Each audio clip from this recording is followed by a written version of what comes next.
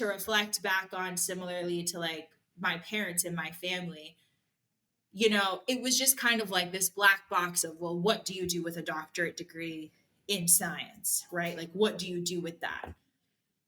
And it's like, well, I could work in industry, I could become a full-time professor, I could teach. There's so many different career opportunities for me. And what I really liked and what I focused on when I spoke to my parents about it, and I think also what sold me on getting a PhD instead of an MD, was that I could change my job. Thanks for tuning in to this episode of I Have Something to Say, where subject matter experts are unafraid and unapologetic about sharing their perspectives regarding issues that impact our lives. They speak up because basically they give a shit. So if you're tired of canned answers and want to finally hear real people cut through the BS and talk about real issues, this is the podcast for you. I'm your host, Sami Jimen Marrero from Urbander, and behind our mixer is our producer, Chris Majoka from UdoU. Welcome, everyone, to this episode of I Have Something to Say. And I'm very excited because I met our guest, Dr. Let me make sure I mention that, Dr. Alex de Verteuil, at a wedding just recently. And it was amazing because, it's kind of right, like an informal vibe and all of that. And then she was rocking it. And I'm like, oh my goodness, who is this beautiful woman that's just kind of like Oh my goodness. moving and swaying to the rhythm of every kind of music genre. How are you, Alex? So good to I'm see you. wonderful. I'm wonderful. It's so nice to be here again today. I feel like what I really want our guests to be able to understand is the height difference between the two of us at this wedding. So I am 6'1". I always love to tell people, especially in a virtual environment, that I am much taller in person than I appear on the screen. And so it's actually very interesting and funny and makes for really great conversation. But it was amazing. It's like you are this goddess. Like I was like, who is this goddess that is like, oh no, otra cosa, right? It's that's a whole other conversation. But anyway, we were immediately drawn to each other by virtue of the people that, obviously we know and have in common too, right? But it was amazing to be able to spend this entire weekend together. Right. I haven't been in a weekend wedding, but to then sit down and have like these deep, thoughtful, like mind-blowing, thought-provoking conversations, with you and to learn from you, right? Was just amazing. And so to everyone, Dr. de Verteuil is a geneticist, and I mean, to find people that look like you, let's just say it, right? In this scientific research environment, it just doesn't happen every day, and we need to see more of it, more of it. And that's why I wanted to, have this conversation with you about the importance of representation in scientific research, right? And so let's take it though a step or two back, you know, and just tell me how did you dive into the sciences? Tell me, you could go as far back as you want, right? Because I know that it was a passion from your childhood, really. Yeah, definitely. So how it all started, right? I think it really just started from the time that I was in high school, honestly, is where I had my first love for science. I am an Afro-Latina, and my upbringing was very much that if you like science, you would pursue medicine, right? So you would go to medical school and you would become an MD. And that was really largely what I was focused on. And when I first started college, so I went to a private Catholic institution for my undergrad. And I'll never forget, I always have to credit my first advisor. Her name is Dr. Brenda Shostall. She is a biophysicist, and I really like saying that word. And she is the one who essentially really convinced me by opening my mind up to things that I could do in science without getting an MD. So that was when I think my vision changed. I always liked science, but there was this, I guess, question about what happens in the healthcare field and how is science practiced differently, or what other things can you do outside of that. And I started doing scientific research in her lab, and I really love it. I fell in love with science. And originally I was kind of like, well, maybe I just really love science because my community is diverse. I grew up in South Florida. My institution at the time had a variety of grants. One is called MARC, it's a Minority Access to Research Careers. And the other one is called RISE, a Research Initiative for Scientific Enhancement. And these are awards that were available through the federal government for underrepresented minorities who are pursuing degrees in STEM. And so I was doing science and practicing science in this area that was really diverse. And I really liked my colleagues. And I was like, well, I really love this. And so I also had opportunities through the program to be able to travel and do science at other institutions across the country.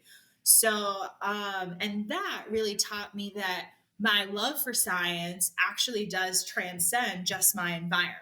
And so it's not just doing it here that I like. I really like this. And it really became the baseline of how I felt like I found my people, right? So you hear that a lot in STEM where people will say, oh, I'm around people who are like minded and who think like me, right? Like how Sami alluded to, that we just hit it off and we had this great conversation. And so it was really about that. It was this sense of alignment. And when I had decided that I was going to pursue my doctorate degree, I went on a variety of different tours where I was touring different institutions across the country.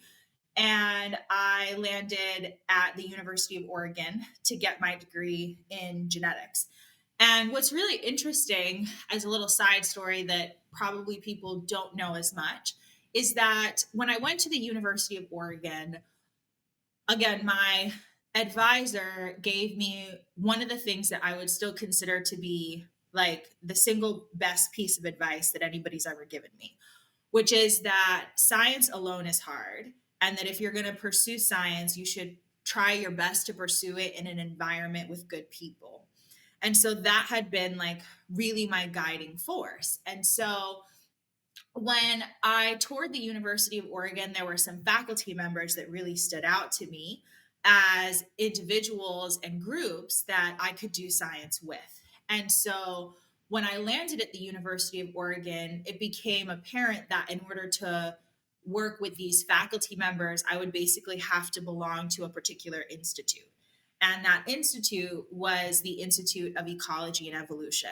So I am an underrepresented minority who went to a private Catholic undergrad who now has a background in evolution and population genetics, right? So, and it wasn't about that, those were the things I was exploring. It was about the people. And it was these faculty members that had the ability to teach me things.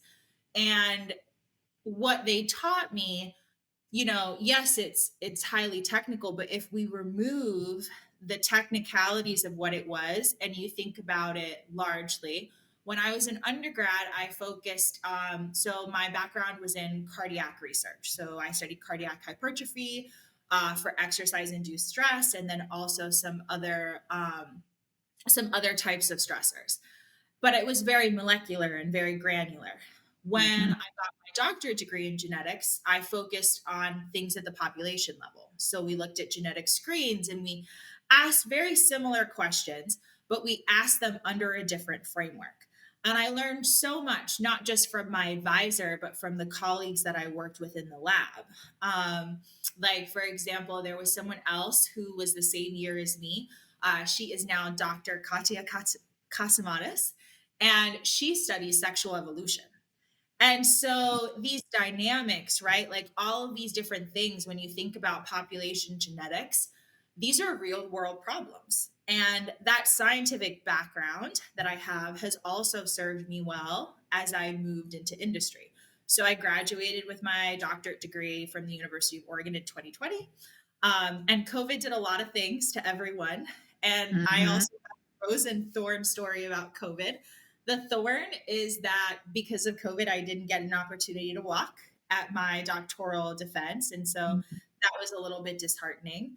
But the rose in that is that I had the ability to join a company and industry and to pursue an alternative career path that I probably would not have had the inflection point to be able to join if it wasn't for that. And so it's really opened up a wide set of opportunities for me. So I started actually working for the company that I work for now in Oregon, and I relocated with them, and I'm now in Boston. And so it's been this huge, to be honest, very diverse experience to learn not just about science, but also about myself, and more importantly, about myself, um, that I would have not had otherwise. And my scientific career journey is what allowed me those opportunities. So, like I alluded to before, I grew up Miami, Florida native, South Florida, graduated from Miami Sunset Senior High School, right? Kind of traveled around to different areas within the US when I would do these summer internships, and then really made this big leap when I got my PhD to fly all the way to the other side of the country, as far as I could possibly go without leaving the US, right? To pursue this science that was important to me in an area where there was no diversity, right? Mhm. So Oregon is a very white place. And it was very interesting because it challenged some of my perspectives of white culture and people that were in that environment, right? And how did people in that environment see me, right? And this is, and there are various degrees of that, right? Oregon is a large state. There are rural areas, there are city areas, right? Like you have this urban versus rural dynamics that you talk about. You layer race on top of that, you layer culture on top of that, you layer socioeconomics on top of that. So you get all of these diversity of experiences, Mhm. diversity of thought that kind of sits in this place. And then, right, to move from Oregon to Boston, right, which was again another difference. And so it wasn't completely outside of some of what I would expect. Like now I'm in a bigger city. So when I was at the University of Oregon, I was kind of in the middle. I would really say it's more of a suburb ish area, right? So not necessarily Portland, which you guys might know about, OHSU and other institutions that are pretty well known in that area. And then now being in Boston, which is this big mecca of biotech, right? So industry and all of these different things that exist. And so it's interesting to see one of my favorite lines from things that I've been reading variously is that you should try your best to leave work at work, but take your work skills home with you. And if I really look at some of the development opportunities that I've had, coaching, mentoring, sponsorship, I really feel like those are the things that stand out to me as what's been the most important and influential. And so, for example, my advisor that I alluded to in the beginning, Dr. Shahsal, is still somebody that I know that I can reach out to and I have a relationship with. My thesis advisor, Patrick Phillips, is another person who I still maintain a relationship with.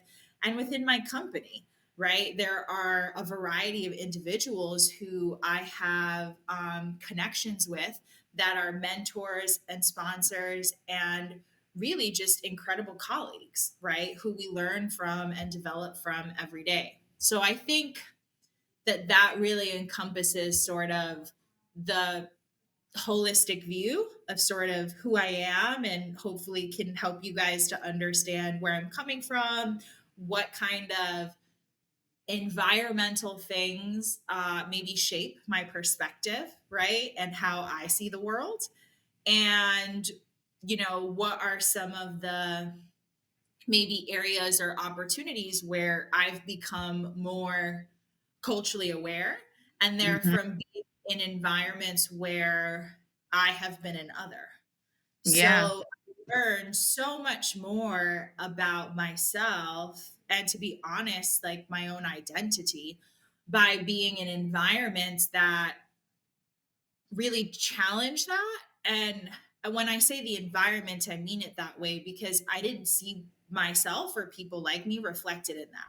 And so Yeah. I didn't register how important it was, right? That it's hard to be something that you can't see. And it was even hard for me when I saw it, but I saw it a long time ago. And then I got here and I was like, how come I don't see this anymore? I saw this Yeah. all the time. Why? I thought this was the norm, I thought Yes. that everywhere was like this and that everybody got a chance to experience all of these things, right? Like I really thought that was what it looked like. And Yeah. from my experience, I saw that it wasn't. Yeah, and growing up in South Florida, right? In an ethnic family, right? Yeah. That's what happens. It's like you think that that's how things are. And Uh-huh. talking about family, right? So when you're pursuing the science like you mentioned before, right? The idea is la doctora, right? You're going to go into the medical. So, talk to me about the reaction, right? Because family is a thing, right? And the cultural pull, sometimes we're challenged by doing what is expected of Yeah. us, right?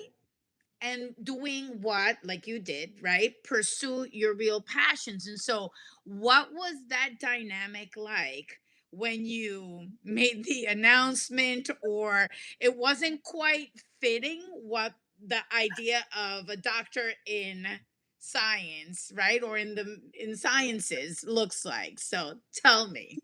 That's still pretty funny. So I I actually got uh a little bit of pushback initially, and it's really funny. I should say that I grew up in a single parent household for the most part, and I was actually raised by my dad. And my dad has a degree in architecture, and his response when I told him that I want to go to medical school was, why? Why would you ever want to do that? That sounds really challenging. And then also, I'm the first person in my family to pursue an advanced degree. So, this whole landscape, right, outside of like what we talked about being an MD was very foreign to them. But I think I got lucky in the sense that my dad was very open to us doing things that made us happy, and it was actually kind of funny because I would have these like meltdowns and these times where like things would be really hard. And I can tell you this story that's really funny. I still like laugh about it actually, where I was experiencing like a rough time, a rough patch in grad school, and I had come home for the summer, and I was like crying and I was very disheartened by the situation. And I was looking at my parents and I was like, Dad, I'm doing this for you. I'm doing this to make you proud of me. And he just looked at me and said, well, you can stop because I'm proud of you already. And you're not doing this for me. Just do this for you. Do this because this is something that you want to do, but don't do this for me. And that was the biggest inflection point, right, that I think I could have, where I had to really do more soul searching outside of why is it that I'm trying to pursue something different? What is it, right? It's not like I've had this modeled to me. What is it that's attracting me to this area? Why am I choosing to do something that challenging, right? And so it kind of really started those probing questions, those real self reflection questions about, what am I trying to achieve from this situation? And why is it that I feel like science is where I found my people? Right. So Mhm. that's Yeah. where that's where I feel like a lot of that kind of came from. And then even now to this day, right? Like my dad will still ask me what I do. He actually asked me that. I spoke to him in the car, no joke, on my way to work today. And he was like, "So, do I call you Dr. Alex? Like, do you write it that way? Like, how do you say that?" And I was like, "Well, Dad, I mean, to be totally honest, no, because I don't want that if someone falls down, someone asks me to help them because I'm not a medical doctor, right? So I'm not going to take that on, right? But it's very interesting, right? Because from their perspective, my daughter's a doctor, and it's like, yeah, I have a doctorate, but I'm not an MD. So it's very interesting, right? And I think in a lot of ways we're learning from each other, right? Yeah. And one of the things that I actually really love and find very humbling about being a part of my family is that dynamic keeps you very grounded, Mhm. right? And it's also one of the things that I found out in work too. So right now in my current role, I am doing a type of science that is not something that it's something that I have exposure in, but it's not an area where I worked really heavily in before. And so coming in, having the scientific background, but maybe not necessarily all of the technical skill in that way, in that level of granularity, really helps you to ask questions about the process. And it really helps you be open minded about what opinions or things people might glean for you. Right. And so I think that to reflect back on similarly to like my parents and my family, it was just kind of like this black box of, well, what do you do with a doctorate degree in science, right? Like, what do you do with that? And it's like, well, I could work in industry, I could become a full time professor, I could teach. There's so many different career opportunities for me. And what I really liked and what I focused on when I spoke to my parents about it, and I think also what sold me on getting a PhD instead of an MD, was that I could change my job. So I really liked when I would talk to people who had a PhD and I'd be like, "Oh, what'd you get your degree in?" Neuroscience or genetics or whatever. What do you do now? Something totally different. So it was this idea that I could evolve, not Yeah. just person, but in my field. I could do something different. I could learn something different. I could practice something different.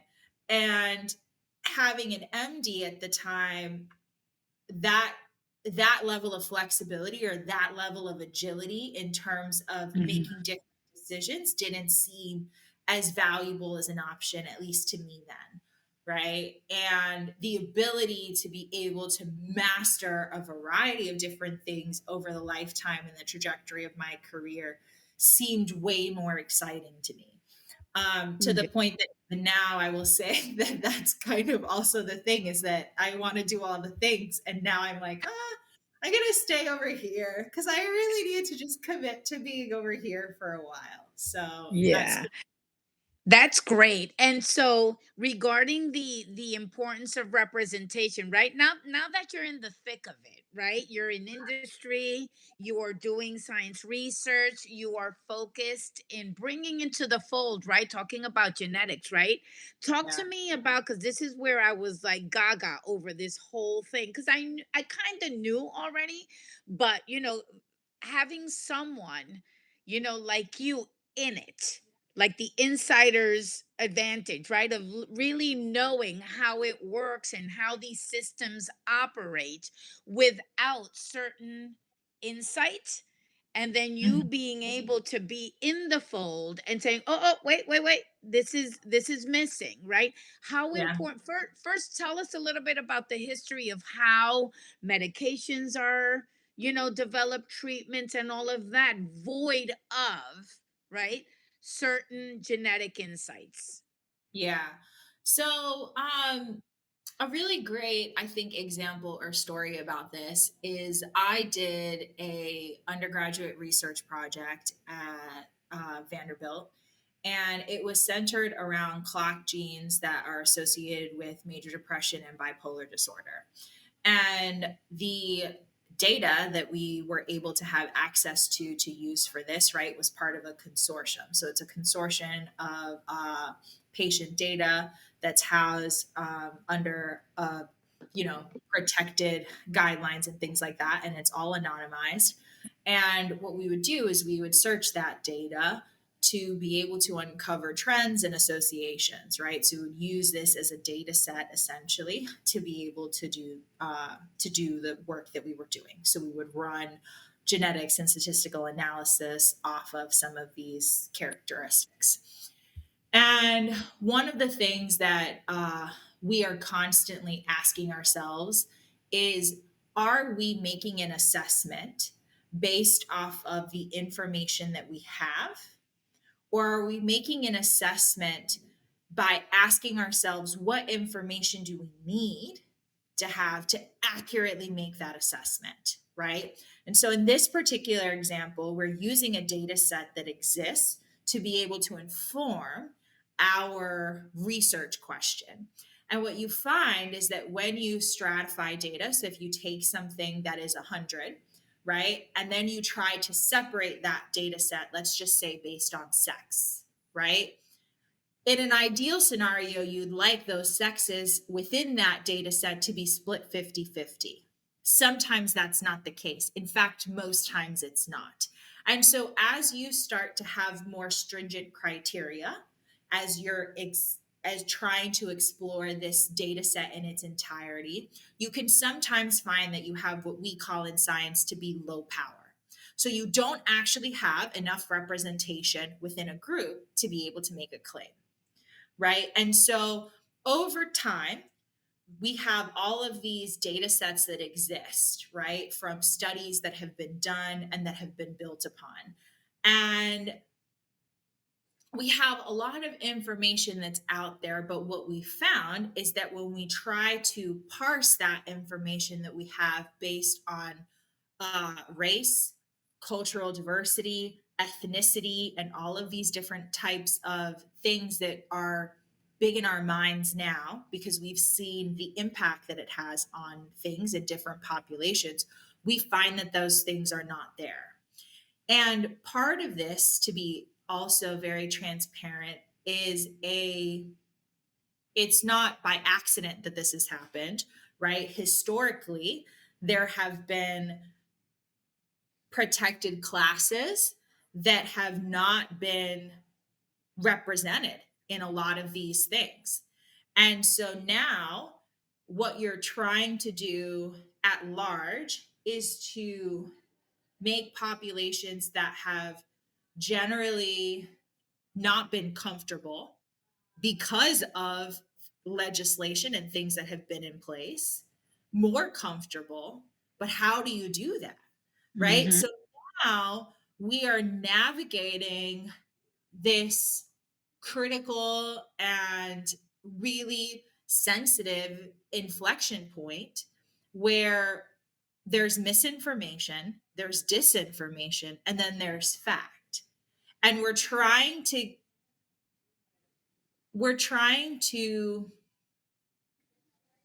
be as authentic as we can and to bring people together and to say, we're trying to ask these questions and we need more information to be able Yeah. to get the right answer while still being really cognizant that there is a sense of safety and a sense of vulnerability that might not exist. And I shouldn't even say it that way, that it might not, that does not exist, Yeah. right?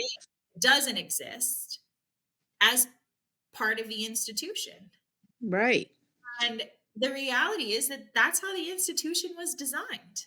Mm-hmm. The institution was designed that way, right? There is a three-fifths compromise. That is a fact. And Mm-hmm.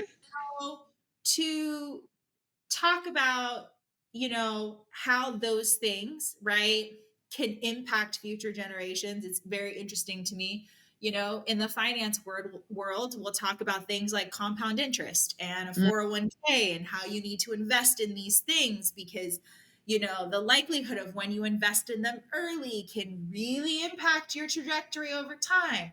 But sometimes when we talk about other things, that same idea of compound interest as it relates to money might not be as reflective as, well, how did the three-fifths compromise relate to yeah. the compounding effects over time? Because, yes, right now in this moment in time looks different than the moment in time before. But if we didn't have certain opportunities to develop this trajectory, right, and we didn't have those things, then how do we do that now? And, it's also interesting as an evolutionary geneticist because we ask actually these types of questions a lot. So if you even want to take a step back from this, one of the things that we find, like, for example, when we think about climate change and we think about all of these environmental issues, we talk about individuals being like 3 and 4 generations removed. And so you Yeah. talk about how the world looks to you and what your experience of the world is going to be and what your children are going to experience in the world and what your grandchildren are going to experience in the world. But when you Hmm. really think about transgenerational effects, you're actually 3, 4, and 5 generations removed. So those 3, 4, and 5 generations that you're removed from, the decisions you're making now are impacting that. But you Yeah. don't see that in the way that you're making these decisions, right? So people generally are, as human, right? Like we're short-sighted.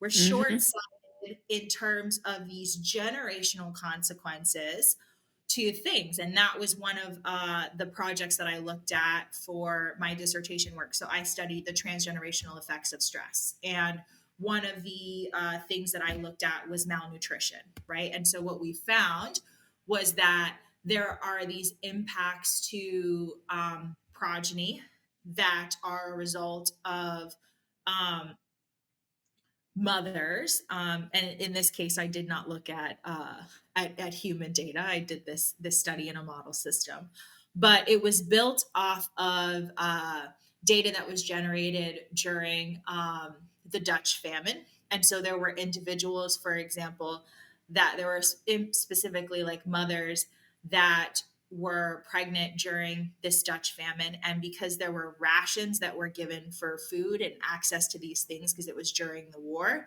there were some mothers that weren't able to have like the right type of adequate protein or things like that that you would want if you are if you're like during gestation, right? So during Hmm. pregnancy. And so that had an impact on children that were born during this era, right? So, and I guess to a similar, not so dissimilar, would be all of these things that sometimes we talk about now, which is children that have been born through COVID, right? So Right. it was a unique time in history where you had individuals that were experiencing the world, right? So, from my perspective, I graduated during COVID, right? So, I'm entering the job market, right? Anything that's already new is now layered onto this thing that now we're COVID, we're in a virtual environment, right? Like, there are all of these stories about how it was. How it impacted like elementary school teachers, right? How Yeah. do we teach children that are of that age in a virtual Yeah. environment, right? How do we get them to pay attention and learning and all of these different scenarios that we had to think about, right? So I think that, when we think about these things and we think about, right, evolution, right, and we think about that there's not enough representation or that there's misinformation in things, as much as these things might, and I mean they touch on different parts, but they're all related, right? They Hmm. all come together in certain cases, and there are some areas of overlap that are actually really important. And when I think about the types of diversity that I want to see and the types of conversations that I want to have, and really fundamentally the type of problems that we want to solve, the Mhm. only way that we're going to get there is together. And part of that is being able to engage in productive dialogue with individuals who have different perspectives than we do. And it's it's different perspectives that they come from a different reference point sometimes, right? So you need people who have a background in different things to be able to inform a certain decision. So you're going to need like a subject matter expert on whatever problem it is you're trying to solve. Mhm. Also want a diversification and a variety of viewpoints in other subject matters that you are not versed in at all and that you might not think about.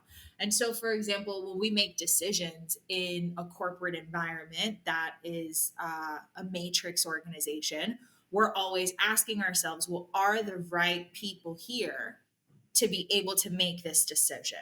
Do we have a representative from each group within this organization to make sure that we're getting buy-in from Mhm. our organization in its entirety, right? And so when you're in situations where don't you don't ask those right questions and you don't have appropriate buy-in, you essentially find yourself with holes in the process because you didn't ask the right questions, you didn't have the appropriate buy-in, and more importantly, there wasn't anyone there that was able to flag and say, "Hey, I know you have this great idea. I know you've thought about it from this angle, but what about this perspective? What about this group? What about this situation over here? Have you thought about how you would risk assess if this happens? Because this is an example that we've seen previously, right? And so part of having advisors or other individuals is to bring to context a different situation. And people bring that in different ways. One is their background, whether it's technical or that. Another is their ability to understand what type of problems are associated with different groups of individuals. So, one thing that we talk about a lot too, that I think we like to think that urban and rural problems are always associated with race, but they're not always the same. And so you can have urban and rural issues, and race can be disproportionately associated in either direction. And if you just make an assessment based off of one context, you might be missing a really integral piece of how you can really make a well balanced legislation happen and how you can get buy in from different communities. And I think that those are things that are really important to think about. And again, they're areas for us to open our minds about what what different things we should be paying attention to, Yeah. right? So yeah. Yeah. And actually that you know what? Just hearing you explain that process and the questions to ask and how you probe and how you challenge people to think deeper and to look at the nuances, right? And all of these contextual factors, right, that may influence a decision or a course of action or what have you. Looking at at the data, the census statistics and forecasts, right, stating that by 2045, here in the US, for example, we will be a new global majority. Yeah. Would you state as fact, and here I go, here I go, dropping a bomb question, right? Would you state as fact that a large amount of scientific research, right, which is designed to claim a certain thing, right, is inaccurate? Right? Yeah. Because it's like all of these claims throughout all of these centuries, right? I mean, so where the baseline is faulty for the most part. It is. But I also do have to, but I also feel like it's equally important to give credit where credit was due. So there are plenty of times where I know that I know something. And although I have access to that information now, I might have questions about ethically how that information was gathered, Mm. right? And that might not have been the best thing, but it's also our responsibility to do the best that we can with the information that we have now, right? And to not try to layer on too many of those other things, right? So it's important that we're appropriate with where I think we assign those things. And I also think that we also have to register that this is a structural and organizational issue. So we have to try really hard to remember that the system is doing what it was designed to do. And I am a firm believer in the fact that you will get the feedback that you get is based on the questions that you ask. And so if those were not questions that we were asking before, but they're questions that we're asking Because now of you. Because of people like you, yeah, Alex, those were not finally. questions. Yeah, those were not questions that we were asking before, right? Yeah. Even if we think about the gender bias in the workplace, those Mhm. were not questions that we were asking before because the workplace was not a place that we would ask those questions, right? And so now we're asking those questions. We're asking questions that we didn't ask before. And we're finding value in things that we didn't see before. And I also really like to say this because I think that it's interesting. It's one of the things that we talk about here. It's like we're not trying to be perfect. Mhm. Because if we were perfect, we wouldn't have anything left to do, right? We still have a lot of work to do. We still have a lot of work to do, and we need to do it together. And we need everybody to register how important it is for them. Because I think that sometimes, especially like as I build my teams, one of the things that I try to do in the best way that I can is to connect the dots for people and to help them really understand, like when you think about it from a business perspective, how does my role impact the bottom line? I'm just doing this thing. How does this little thing that I'm doing really result in, the business, right? Like what that seems so far away from me. But when you take a step back and you can understand and really see what the goal is and how you're shared in that vision and how you're all working together, then you register that there's no task that is left as non essential.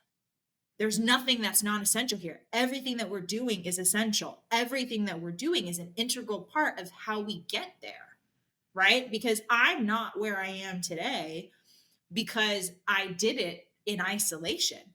We say that in science all the time that we stand on the shoulders of giants. And I think we have to accept that sometimes we make certain decisions based on information that we have that was based on questions that we asked. And now we're asking different sets of questions. And by default, we have to gain a different set of information to be able to accurately answer them. And we also have to um,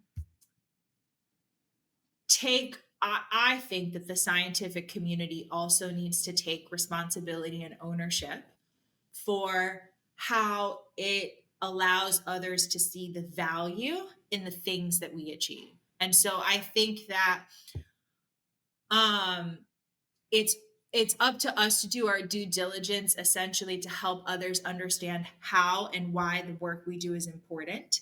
I think a lot of people see the outcomes and they see things on the back end, but for them it's a little bit less clear as to how it got there. Like one example of this is in Washington D.C. they have something called the Golden Goose Awards, And the Golden Goose Awards are awards that are presented at Congress for individuals, or I shouldn't say it's presented at Congress because I actually don't know for a fact that that's where it's presented. But it's these awards that are essentially given for areas where there was a lot of scientific funding that was pumped into something that resulted in a positive health outcome, but nobody really saw that initially. And so, one example were these studies that they did, these gestational studies on mice, and how interacting with them in a particular way during gestation helped to result in positive health outcomes. And so, they track this back to better health outcomes for children during childbirth, right? So, like little things like that that are projects that someone else is working on in an entirely different section or area of the world, and somehow it cures and prevents this disease, right? And Yeah. so tend to see the people that stand at the very top sometimes of these things, right? And we don't really sometimes make ourselves aware of all of the other things that had to happen in order for that to be possible, right? So we're all working together as a community to be able to do that. And I think the onus is also on us to be able to demonstrate to others like where the value is in that, right? So how do we bridge that gap? So those are some of the things that I think about, I guess, or that keep me up at night, is making sure that, because I think it has to do with, really helping people understand that they belong, that they're an integral part of a process, right? And you don't get that without really being able to understand what the value is, not just in the grand scheme of things, but what values does that individual have, and how does that reflect itself in some of the other things. And the other thing that I will also say is that it's just normal that as you move up in your career, it's more isolating. And so as a result of that, race and ethnicity can feel like really, really big the higher up you go. And I feel like, from my perspective, right, I was happy that somebody was very like transparent with me about that, because I thought that, and I think that that's what it is, right? Like, you're building individuals to be colleagues, and you're building individuals who can be able to inform or advise on certain things, but understanding and being very aware of what you're getting yourself into, I think, is also important, right? Yeah. And Hmm. so I think that that is something that we all try to do the best that we can with. And that is something that, and I think it goes back to what Dr. Shafsal says, like, you don't want to do something that's hard in an environment that is unnecessarily difficult. And part of that is being able to maintain psychological safety in an environment, have certain discussions, and feel like you're in an environment where there's effective dialogue, right? That's that's great. Listen, Alex, this has been such a, again, insightful, important conversation. I thank you for showing up always the way you do. Just genuine, giving, generous. I mean, I don't even know what to say. I learn so much every time we talk, and I would love to have you back, to keep us informed of your discoveries. I'm a fan. I'm a fan from day one. You had me at hello, and I love you, mama. I'm so happy for you and so proud, right? To know that you're representing us. Okay. Thank This, you. I feel you too. Okay. Well, listen, have a great rest of the week. And thank you. Thank you so much for being here with us today. My pleasure. It was wonderful to be here. Thanks for tuning in to this episode of I Have Something to Say, where subject matter experts are unafraid and unapologetic about sharing their perspectives regarding issues that impact our lives. They speak up because basically they give a shit. So if you're tired of canned answers and want to finally hear real people cut through the BS and talk about real issues, this is the podcast for you. I'm your host, Sami Heyman Marrero from Urbander, and behind our mixer is our producer, Chris Majoka from UdoU.